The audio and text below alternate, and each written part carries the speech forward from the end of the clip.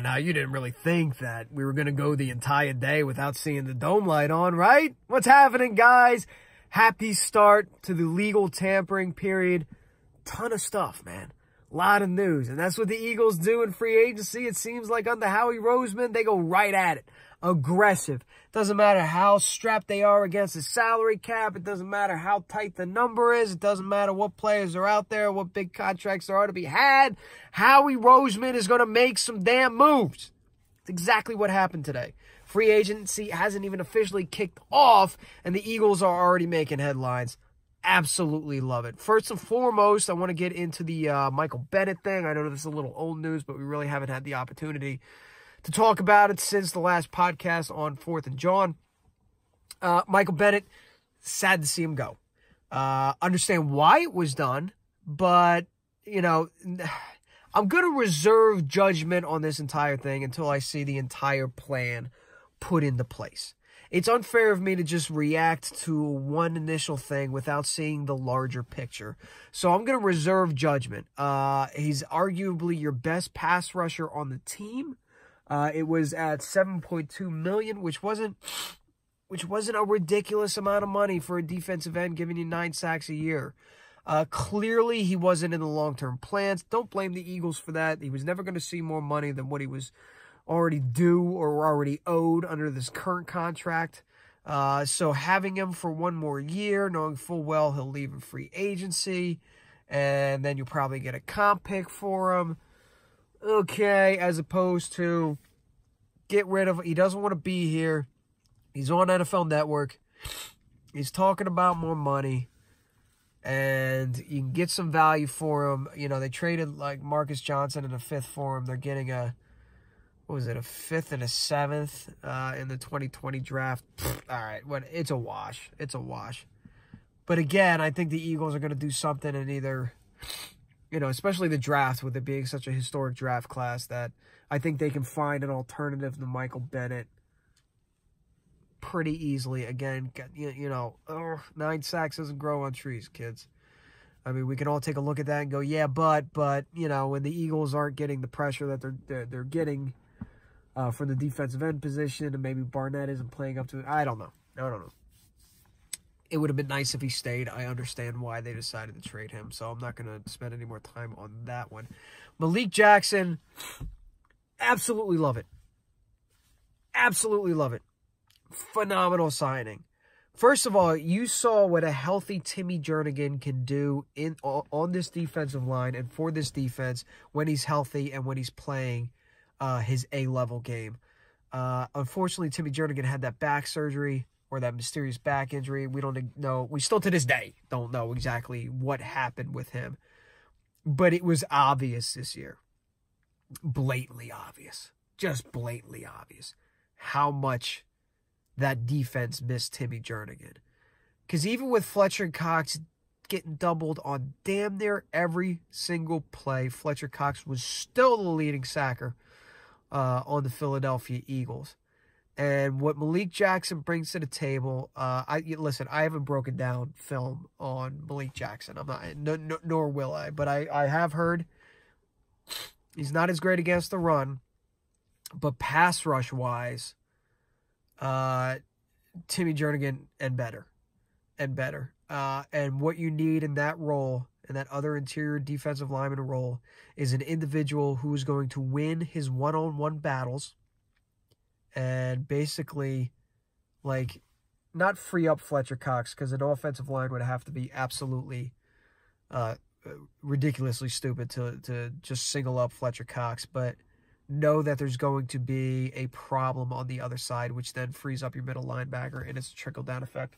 I think one of the reasons why, you know, and I apologize, I'm a little stuffy, getting a little sick. That's what happens when you got kids in daycare.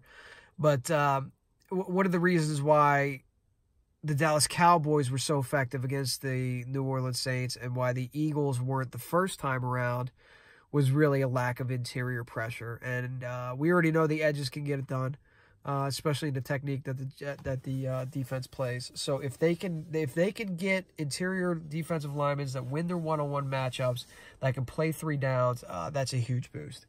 And then Deshaun,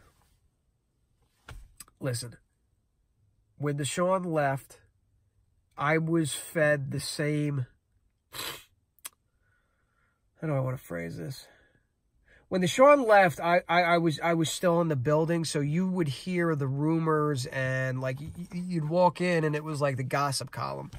It was basically like, what did Deshaun and LaShawn do this week? It was, you know, it was those two constantly like, all right, what did they do this week? What did they do this week? There's still stuff that hasn't even been brought to light. Yeah, but just like little slap on the wrist shit, nothing big. But it seemed to be constant over and over again. So when he left, I made the mistake of thinking that you can just replace a guy like that. Like, you know, he was a one-trick pony. He only caught the deep ball. He only has speed. And once the speed goes, then the rest, you know, he's useless. Can't stay healthy. And I'll circle back around to this to make another point about C.J. Mosley and Landon Collins. I'll circle around to this very exact point. So remember what I'm saying right now. When Deshaun Jackson was on his way out, I found all the excuses as to why they kind of trashed the guy, besides my own personal knowledge. And I didn't know any of the gang stuff. Like that, I can't speak on the validity of any of that. But for the last 3 years, I've been, you know, on, and it seems like an annual conversation, you know, should the Eagles bring back Deshaun? Should the Eagles bring back Deshaun? Should they trade for Deshaun? And I've been saying absolutely. Listen, Deshaun Jackson, he's 32. He is a one-trick pony as far as the speed goes. But being a receiver who had the highest yards per catch average in the NFL at that age, why wouldn't you want him on the team? Why wouldn't you on the team? He's not your volume guy. We're not asking him to catch as many passes as Zach Ertz. We're not asking him to be a possession receiver like an Alshon Jeffrey. We're not even asking him to do what Nelson Aguilar does. What we're asking him to do is to take a top off the defense and catch 60 balls a year and have a deep vertical threat. So it's amazing the amount of bitching that people have done about Deshaun or the Deshaun signing or the arguing that they've gone back and forth with, you know, Deshaun coming back and should he come back or shouldn't he come back, and they don't want him. When really you just,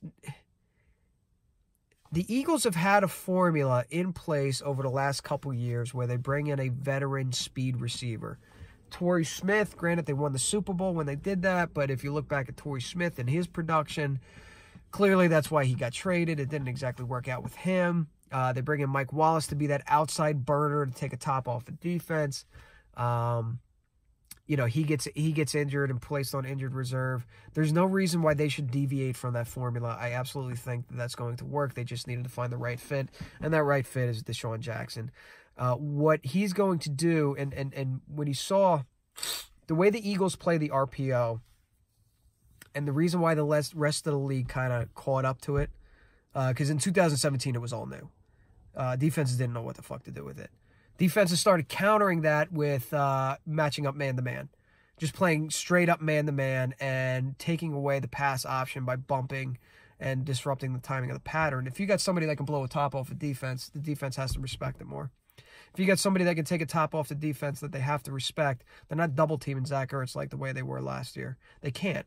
If you got a guy who can take a top off the defense, that's going to free up Alshon Jeffrey a little bit more.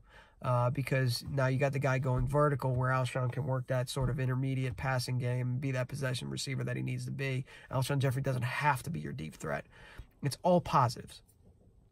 I get it.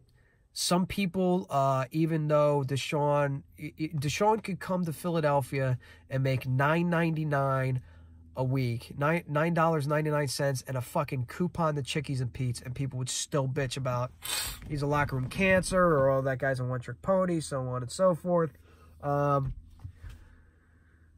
Listen, I get the gripe, but I don't want to hear you guys cheering him on when he's splashing in the end zone next year, because that's what he's going to be doing. And it's not just what Deshaun does, his numbers. It's going to be a trickle-down effect to this entire offense.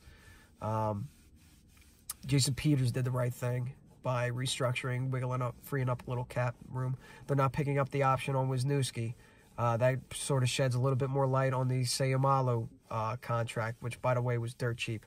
That was a good contract for the team. What's left in free agency? I've been pounding the table for C.J. Mosley. The more I pound it, the more my hand starts to hurt. And the more that I come to the realization that, look, the Eagles might be a 4-3 defense, but they're 4-3 nickel.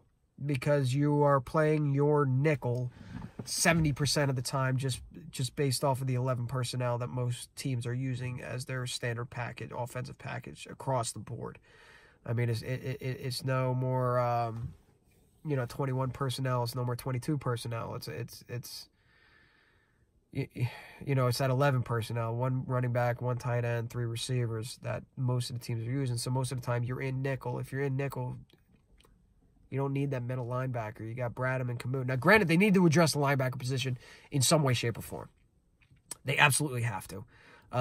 Because I don't think Jordan Hicks is coming back. And they're thin. They're paper thin at linebacker. You've got Bradham and Camus, and that is it. Nate Gary can fill in a pinch if you're playing some crumb bum team like the fucking Redskins. I'll get to them in a second. But the thing about CJ is he's probably going to cost around $13 million a year based upon what Quan signed. He's quick, man. He is fucking quick, and he's smart. And Jim Schwartz runs a very simplistic defense where, that's the pro and con to Jim Schwartz's defense. It's simplistic so the players can just go out and play. The con is it's simplistic so the quarterback has an easy time picking it apart. So it's a give and a take. I don't know which one's more the pro, which one's more the con, but it is what it is. It's been a while since the Eagles have had a beast at linebacker. It's been since Jeremiah Trotter. D'Amico Ryans was good. Jordan, for a year or two before he got hurt. Jordan Hicks was good until he couldn't stay healthy. So really, I mean, if you look at, let's say, phase 2 of Jeremiah Trotter's stint with the Eagles, that ended in 2006. So it's been 2006 since the Eagles really had any sort of dominant presence at the linebacker position. That's a long time. That's a real long time. And when you don't have somebody like that in there, you start to lose perspective on the effectiveness of having that kind of middle linebacker. It's almost like the fan base at this point has been pre-trained to devalue the linebacker position because, Andy didn't value it. Chip didn't value it as much. Now Doug and Jim Schwartz aren't valuing it as much, so we're almost pre-programmed to just poo-poo off linebackers until you actually get a stud and you realize, holy shit, this is awesome. This is absolutely awesome. I see a lot of Baltimore fans talking about C.J. Mosley like he struggled in coverage. This is where I'll circle back around to the Deshaun Jackson point, because when any player is starting to exit the building, fans of that team will start to then pick apart, the negatives. If C.J. Mosley was to re-sign with the Ravens fans would be thrilled. But the fact that he's leaving, they want to talk about he struggled in coverage and blah, blah, blah, blah, blah, all that stuff. It's almost the same symptom with Landon Collins. Giants fans, I'm sorry. I really think you made a mistake. I don't understand what in the fuck you're doing, letting Landon Collins walk all in the name of $11 million. Safeties are easy to take for granted. I repeat that because it bears repeating.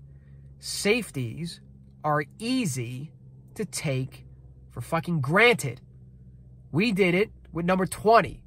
We thought he was getting old, he couldn't cover as well, and it took us years upon years upon years to replace the man with a guy named Malcolm Jenkins. It took a long time. You don't realize what you're missing until it's gone, and if you think you're going to get the same kind of production from a different safety, coverage or not, I don't know what to tell you. Furthermore, Washington Redskins, the fuck you doing? You got Case Keenum and Colt McCoy as your quarterbacks. Imagine what it must fucking feel like to be a Redskins fan right now. To just know your season's already fucking done. It's done, dude. Case Keenum and Colt McCoy? That's who you're marching into the season with? Are you serious? With the Eagles and the Cowboys in the same division? Nah, dude. Take a seat. And you can Landon Collins. Again, I think Landon Collins is a good player. But again, you sign him to this historic contract. What are you trying to do? Like, what is the Redskins' vision for the identity that they want for their team? Do they even have a vision? Do they even know what they're doing? I don't think so. You sign a safety and blow all this money on a safety, you ain't got no quarterbacks. Geis is coming off an injury. You need to kind of, keep... Redskins. I feel... Part of me wants to feel bad for you. Part of me is like, you fuckers had this coming for talking so much shit in the beginning of last season. Oh, the Redskins, HTTR, here we come. Hail to the Red... No, take a fucking seat and go back in the basement where you belong. What else we got? I think that's it. Wednesday is going to be interesting. What do the Eagles have left to do? I don't know. I think Howie's got one more trick up his sleeve. I think they signed these players right now to kind of set the table for Wednesday. If you notice, they weren't pure free agents. One guy was cut by the Jags. The other guy was a trade. They extended some of their own. But as far as pure free agency, in the purest sense of the word, the Eagles haven't done ugats. They haven't signed any free agents. So Wednesday's going to be interesting. So, 4th and John Wise, we will see you, not tomorrow, we will see you the week following. We were going to do a podcast tomorrow, but honestly, by the time we got done talking and it got uploaded, everything we were going to say was going to be outdated. That's why I wanted to jump on, Dome Light on, and talk to you guys. Super excited about the signing, super excited about the way this offseason has gone. I think there's some more surprises in the making. So until then, let's go Birds, and I will see you next time.